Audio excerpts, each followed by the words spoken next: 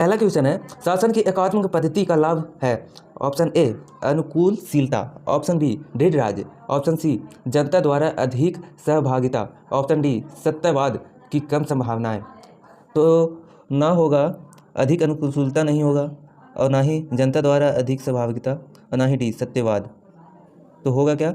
होगा आंसर दृढ़ राज्य, ऑप्शन नंबर बी दृढ़ राज्य।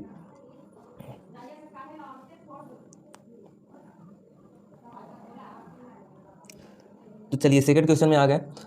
भारत पूर्व स्वप्रभु लोकतांत्रिक गणतंत्र कब बना? ऑप्शन ए 26 जनवरी 1949, 26 जनवरी 1949, ऑप्शन बी 26 नवंबर 1930, ऑप्शन सी 26 नवंबर 1951, या ऑप्शन डी 26 नवंबर 1949। तो भारत लोकतंत्र गणतंत्र तो 1989 में बना 26 नवंबर को, ये तो सबको पता है। चलिए क्वेश्चन नंबर 3 में आ जाते हैं। क्वेश्चन नंबर 3, 1956 में राज्यों का पुनर्संगठन करने से क्या हुआ? तो ऑप्शन नंबर ए 17 राज्य और 6 संघ राज क्षेत्र में बने, ठीक है। ऑप्शन बी 17 राज्य और 9 संघ क्षेत्र में बने, ठीक है। ऑप्शन सी 14 राज्य और 6 संघ राज्य में बने, या ऑप्शन डी 15 राज्य या 9 संघ राज्य में बने।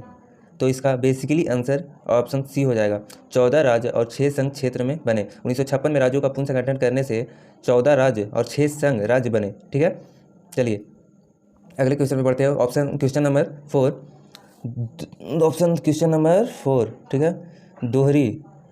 दोहरी नागरिकता निम्न में से किससे विशेषता है? एक सेकेंड। दोहरी नागरिकता निम्न में से किसकी विशेषता है? एकात्मक सरकार, संघीय सरकार, संघीय सरकार, या राष्ट्रपति संधित सरकार।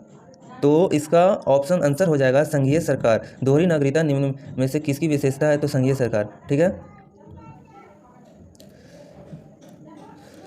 स्थानीय सरकारें आधार हैं। स्थानीय सरकारें आधार हैं।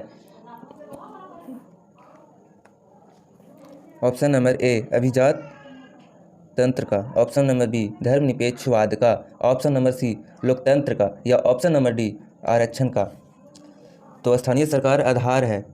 आधार क्या है? लोकतंत्र का। अभी क्या है? धर्मनिरपेक्षवाद का तो नहीं है, ना आरक्षण का है, ना अभिजात तंत्र का है। तो इसका आंसर हो जाएगा ऑप्शन नंबर सी लोकतंत्र का, ठीक है। चलिए आगे बढ़ते हैं। क्वेश्चन नंबर 6 में हम आ चुके हैं। क्वेश्चन नंबर 6 में क्या कह रहा है? उच्चतम न्यायालय द्वारा कितने प्रकार के रीटें जारी किए जा सकती है? तो उच्चतम न्यायालय द्वारा कितने प्रकार की जाती है? Option number A 2, option number B 3, option number C 5, option number D 6। तो इसका आंसर हो जाएगा 5, ऑप्शन नंबर सी, 5 प्रकार के रीटें जारी किया जाता है। चलिए अगले क्वेश्चन में आते हैं। अगला क्वेश्चन है, अभियुक्त को नमूना हस्ताक्षर करने के लिए बंद करना का माना जाता है। तो इसका ऑप्शन नंबर बी हो जाएगा, ठीक है। व्यक्तिगत स्वतंत्र के अधिकार उल्लंघन, ठीक है। और ना ही सी होगा, ना ही डी होगा, और ना ही ए होगा, ठीक है। नैतिक न्यायालय के सिद्धांत का उल्लंघन, विधि के नियम का उल्लेख का उल्लंघन। इसका ऑप्शन नंबर बी हो जाएगा, व्यक्तिगत स्वतंत्र के अधिकार का उल्लंघन, ठीक है। इसका क्वेश्चन नंबर 8 में चलते हैं। निम्नलिखित में से मौलिक अधिकारों में किसको निवारण नजरबंदी अधिनियम द्वारा नियंत्रण किया गया? निम्नलिखित मौलिक अधिकारों में किसका निवारण नजरबंदी अधिनियम द्वारा नियंत्रण किया गया? धर्म का अधिकार, ऑप्शन ए संवैधानिक उपचारों का अधिकार, स्वतंत्र का अधिकार, समानता का अधिकार। तो इसका आंसर क्या होगा? मौलिक अधिकारों का किसका निवारण नजरबंदी अधिनियम द्वारा नियंत्रण किया गया? इसका आंसर हो जाएगा स्वतंत्रता का अधिकार। चलिए ऑप्शन नंबर सी। चलिए अगले क्वेश्चन में आते हैं। भारत के संविधान में शामिल राजनीति के निर्देशक सिद्धांतों का अवधारणा किसके संविधान से ली गई थी? तो ऑप्शन ए हो जाएगा ऑस्ट्रेलिया, ऑप्शन बी हो जाएगा USA, या ऑप्शन सी हो जाएगा कनाडा, या ऑप्शन डी हो जाएगा आयरलैंड। तो इसका आंसर हो जाएगा आयरलैंड, ठीक है। भारत में संविधान के में शामिल राजनीति के निर्देशक सिद्धांतों का अनिवार्य किसके संविधान से ली गई थी? आयरलैंड के द्वारा, ठीक है। क्वेश्चन नंबर 10 में आ जाते हैं। भारत के राष्ट्रपति स्वैच्छिक अधिकारों विवेकाधिकार के अंतर्गत प्राप्त है। तो वित्तीय आपातकाल घोषित करना, ऑप्शन बी हो जाएगा।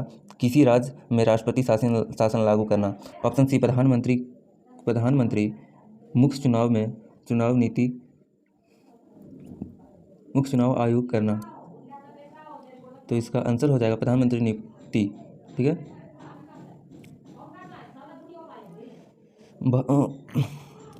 राज्यसभा के लिए राष्ट्रपति द्वारा कितने सदस्य नामित किए गए?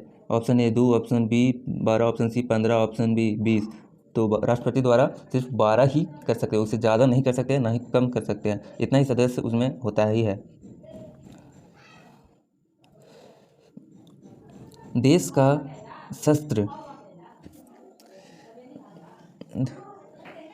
सशस्त्र सेनाओं उच्च कमांडर इन चीफ कौन है? तो रक्षा मंत्री है, या प्रधानमंत्री है, या उपराष्ट्रपति, या भारत के मुख्य न्यायाधीश है? तो कमांडर इन चीफ उपराष्ट्रपति ही होता है। ठीक है। अगले क्वेश्चन पढ़ते हैं।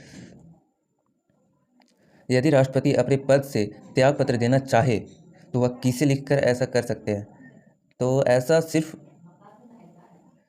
उपराष्ट्रपति को ही लिखकर कर सकते हैं। उपराष्ट्रपति, लोकतंत्र सभा अध्यक्ष, प्रधानमंत्री, भारत के प्रमुख राज्य स्थिर। एक सेकंड, थोड़ा गलती हो गया है। यदि राष्ट्रपति अपने पद से त्यागपत्र देना चाहे तो वह किसे लिखकर देगा? ऐसे किसे लिखकर देगा? अगर त्यागपत्र देना चाहे तो लोकसभा अध्यक्ष, प्रधानमंत्री, या उपराष्ट्रपति, या भारत के मुख्य न्यायाधीश को। तो अगर राष्ट्रपति त्यागपत्र देना चाहे तो वो उपराष्ट्रपति को ही देगा। यानी अपने से नीचे क्रम होता है, एक राष्ट्रपति होता है, एक उपराष्ट्रपति होता है, तो उपराष्ट्रपति को वो देगा। चलिए अब क्वेश्चन नंबर 14 में चल जाते हैं। तो क्वेश्चन नंबर 14 में क्या कह रहा है? निम्नलिखित में कौन से जोड़े का सही मिलान किया गया है? तो option A Indira Sawhney case कार्य क्षेत्र में महिलाओं का अधिकार, option B ADM Jabalpur case आपातकाल में नागरिकों का अधिकार, option C Kartar Singh case में अल्पसंख्यक अधिकार, ऑप्शन डी विशाखा केस केंद्र में संबंध। तो इसका ऑप्शन हो जाएगा ऑप्शन बी। ठीक है, जबलपुर केस आपातकाल में नागरिकों का अधिकार। ठीक है। चलिए लास्ट क्वेश्चन है, टॉप 15 क्वेश्चन था हमारा। लास्ट क्वेश्चन ये है, सिंधु अर्थव्यवस्था की ताकत थी, कृषि थी, व्यापार था, चाक बनाए गए मिट्टी का बर्तन, या बढ़ाई गिरी। इसका आंसर हो जाएगा कृषि। सिंधु अर्थव्यवस्था की ताकत एक कृषि है। किसान अगर खेती नहीं करेगा तो ताकत कैसे मिलेगा? सिंधु का वही ताकत था। चलिए गुड बाय, अगले बार मिलते हैं। धन्यवाद।